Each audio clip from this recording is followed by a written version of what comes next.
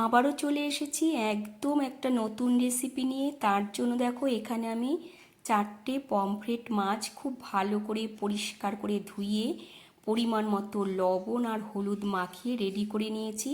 কড়াইতে দিয়ে দিয়েছি কিছুটা সর্ষের তেল। তেল গরম করে নিয়ে এখন মাছ ভেজে নিতে হবে।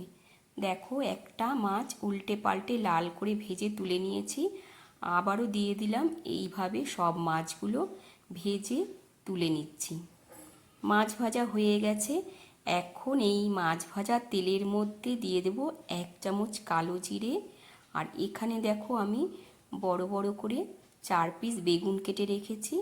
এখন এই বেগুনটা দিয়ে দিলাম আর অল্প করে দিয়ে দেব লবণ আর হলুদ দিয়ে ভালো করে ভেজে নিতে হবে। লাল করে বেগুনটা ভেজে নিয়ে তারপর একটা মশলা রেডি করে রেখেছি, সেটা দিয়ে দেব।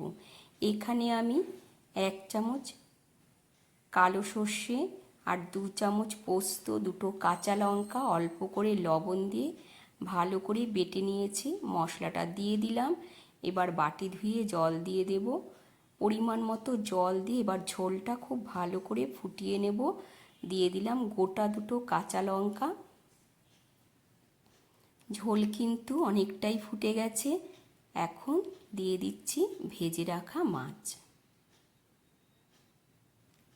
মাছ দিয়ে আবারও একটু ঝোলটা ফুটিয়ে নিচ্ছি।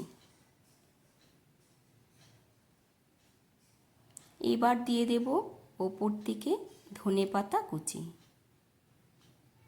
ব্যাস, একদম রেডি হয়ে গেল আজকের রেসিপি বেগুন দিয়ে পমফ্রেট মাছের ঝোল। দেখো বেগুনগুলো কিন্তু একদম গোটা গোটা রয়েছে, ভাঙেনি। এবার একটা বাটির মধ্যে নামিয়ে নেব। কেমন লাগলো বন্ধুরা আজকের এই নতুন রেসিপিটা? অবশ্যই কিন্তু জানিও। আবারও তোমাদের সাথে দেখা হবে অন্য একটা রান্নার ভিডিওতে। ততক্ষণের জন্য তোমরা সবাই ভালো থেকো, সুস্থ থেকো। টাটা বন্ধুরা।